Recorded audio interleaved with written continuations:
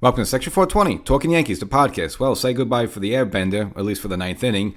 Yankees making the move to finally yank the struggling Devin Williams out of the closer role. This is during the Toronto series after his latest blow-up on the Friday opening game there as he coughed up a 4-2 lead. Couldn't even get one out there. And again, finally, Boone, looking at the writing on the wall, and finally decided to take Williams out of the closer role. So we'll kind of dive into that, look at that, as well as the rest of the weekend series, which ended up in a doubleheader because of a little rain on Saturday, which was supposed to happen but didn't happen. But nevertheless, Yankees take 2 out of 3 against the Toronto Blue Jays, so we'll look at that as well. And it looks like Jazz is out of jail. Well, not out of jail, but of course we'll avoid the one-game suspension according to baseball sources, so we'll also reflect on that as well. So before we get started, make sure you subscribe to the podcast, Section 420 Talkin Yankees, the podcast, wherever you get your favorite podcast. If you're listening right now, follow, subscribe, like it, love it. And of course, go to YouTube, search for Section 420 Talkin Yankees, the video version of the show.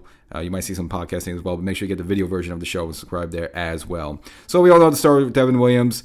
Since he's been here, really opening day, he struggled. He got out of that one, but you combine obviously the game against Detroit where he almost blew a 4-run lead there, and yet luckily the Yankees yanked him out before he was able to set that on fire. Then he had the blow up in Tampa where he came out, which was originally going to be a 6-4 save situation. The Yankees gave him 2 more runs, so he had an 8-4 cushion to work with. He blew that. Now he didn't lose the game at that point, but the Yankees had to go into extras, and of course Yoenis Gomez gives up the game-winning home run. But he essentially blew that as well.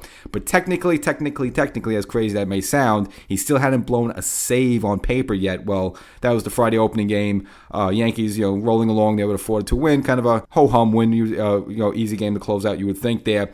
But he couldn't even record 1 out and ended up giving him like a big 3-run double there. The Yankees, a game the Yankees choked away. And the one thing about New York in general, but especially the New York Yankee uniform, just because the standards there, the pressure, and everyone thinking of Mariano Rivera, you can't blow games. I mean, once in a while, okay, but again, this guy's had 4 major blow-ups already it's about 1 month into the season, and this guy's already choked away or just come close to choking away. Like, just had 4 big blow-ups on the mound so far, so can't have that. I would say maybe you could have rolled with him a little bit longer, but I guess he gets us to a point where Boone has had to make that decision. So they're going to take him out of the closer role, and of course, no shocker there. Insert Luke Weaver, who, since the Yankees put him in there last season and through the playoffs and in a couple of spots so far this season, has been flawless and has been great. So, and with him, they don't really have a defined role for him yet there. But Boone kind of said that, once he has several quality outings in a row, then they might consider putting him back in the 9th inning, which I think would overall be the right move if he could get there. But right now, again, he's just flat with his stuff. He cannot get anybody out. Does not look like an elite closer whatsoever.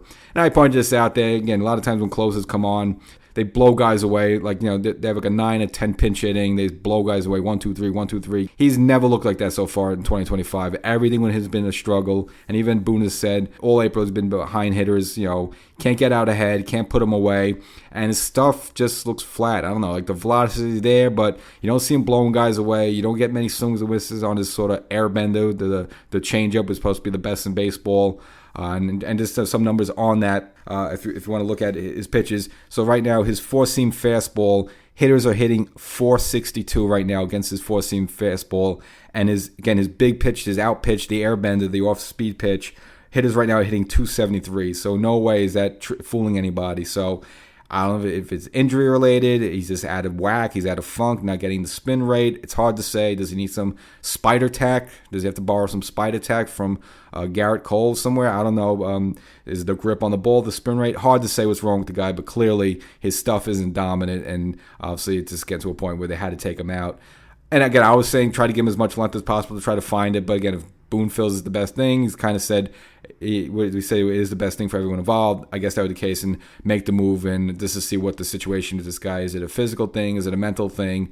You remember back, I think it was like 2021, it might have been maybe 2022. Remember Garrett Cole's, quote unquote, he's lost it. He got off to a good start of the season, but then after that, he was getting bombed, and they were looking at his spin rate and his fastball velocity, and it's just things weren't there. Now, we don't know if that was any of the early onset of kind of the nerve damage and now the Tommy John stuff he needs later on there. But again, we had a situation where Garrett Cole was an elite starter, and for a couple of months just lost it. Just couldn't, he was not the same dominating guy. And then of course you're like, oh my God, you have this big contract this guy's under, and he's not the same player anymore. And then eventually Cole settled in. Was that a result of him not having the spider tech anymore, and he kind of had to find some other ways to get a grip, and the confidence wasn't there? So again, maybe something similar with Devin Williams. We don't know, and I've speculated on the YouTube show. Is it the Pete Alonso home run from last season? Because he has not been the same pitcher since that. And did it get into his head, similar how the Jim Leyritz home run got into Mark Wohl's head going to 96? Or is it injury related? He missed a big chunk of time in 2024 with the back issue. Is he hurt? Is he compensating? Is he just not on top of his pitches? So it's hard to see. Now, Boone himself says his stuff is good enough to be elite.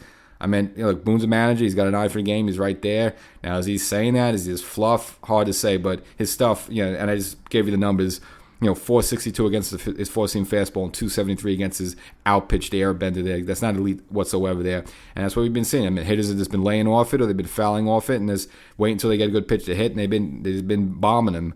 And his numbers right now are just terrible. He's 0-2, ERA of 11.25, and a whip of 2.38. So it's just, again, horrific numbers, and it's supposed to be one of the elite closers in the game. Far from that. So they'll take him out, and they'll see what they're going to do with him. Maybe if you get him some work in the 6th and 7th innings, some, you say low leverage situations, less pressure. Maybe he's able to work on some things, and maybe, quote unquote, finds it. Hard to say there, but again, him out right now of the closer role, Luke Weaver in.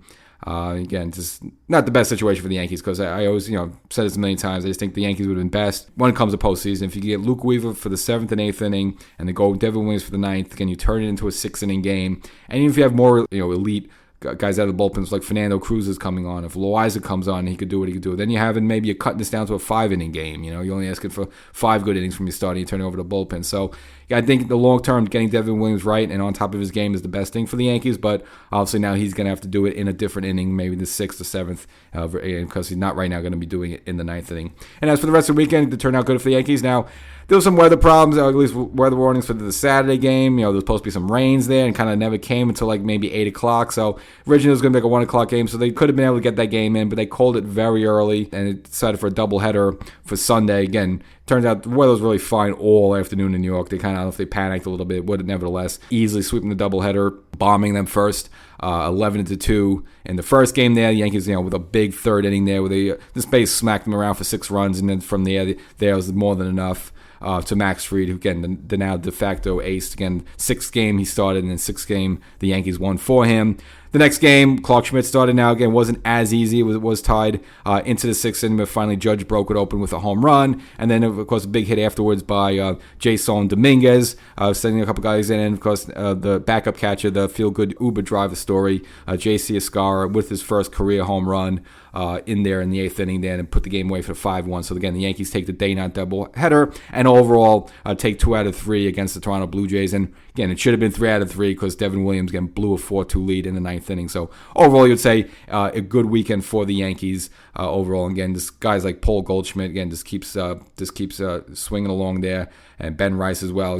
Looks like showing no effects from getting hit in the elbow from Cleveland. Again, he pounded the ball hard in the final Cleveland game, and he hit the ball hard. Several times during this series. So Ben Rice looks good. Paul Goldschmidt looks good. Dominguez, you like to see a little bit more of a power. I know he had a home run in Cleveland as well, but a couple good hits in this final game. And Serrato and even Volpe getting into the mix, with the long ball, his 5th home run of the season. But still, you want to get that batting average up for him. And I kind of, on the most recent YouTube episode, kind of stressed that as well. And of course, when I look at the trade for Devin Williams, where the Yankees had to give up Nestor Cortez, then you figure, oh my God, you probably worried that maybe Nestor Cortez is lighting it up in Milwaukee. Well, I guess maybe the only solace you want to take out of it that he's not lighting it up. In fact, in case you didn't know, he's on the 60-day IL of now. So it looks like he has a flexor strain in his left elbow. Like Stanton, he's also getting the PRP injections. So, if you feel that it would have been hurtful more if that Devin Williams would have been terrible here. And then, Nestor Cortez, who, again, we could have used the start of the fact that Luis Gil and Cole are down for this amount of time. If Nestor Cortez was kind of lighting it up in Milwaukee there, you would feel even worse. But again, Nestor Cortez, before he sent to the IL, had a 1-1 record, only 8 innings pitched so far this season with an ERA of 9. So it's not like the Yankees gave up a lot to get Devin Williams here. So even at the time of the trade, it was still the right move to make by Cashman. It just didn't work out. Right now with Williams, this is his stuff isn't there or whatever. He's kind of out of whack, and it was still the good move to make at the time. And it at least feels a little better that Nestor Cortez isn't doing anything great in Milwaukee anyway, so it's almost a wash with that. And of course, getting back to round it out with Jazz there, because we know he got the 1-game suspension. That was the Tampa game where after getting thrown out from a low called third strike, he took to social media saying the ball was effing low, and I guess baseball has its rules there that players are not allowed to use social media or internet devices and stuff during the game. Now, his whole argument that he was already kicked out of the game, so he's not really a player for the game. I thought that Major League Baseball discussed the vulgarity of the F word and all that stuff, and you're not really allowed to criticize umpires directly like that. Managers get fined all the time, that they would uphold the suspension with the cases, mainly from Jazz's agent saying that they had worked out, I guess, an agreement. There was going to be a meeting this coming Thursday about the appeal, but it looks like they worked out something where maybe Jazz is going to have to give up a $5,000 fine and some other things, but he will not have to serve the 1-game suspension. So I guess the Yankees will have him available and have to, have him out for a game there. I don't know if that made a big difference either way, but Jazz will be available, so it looks like he avoids the suspension. So that's the episode.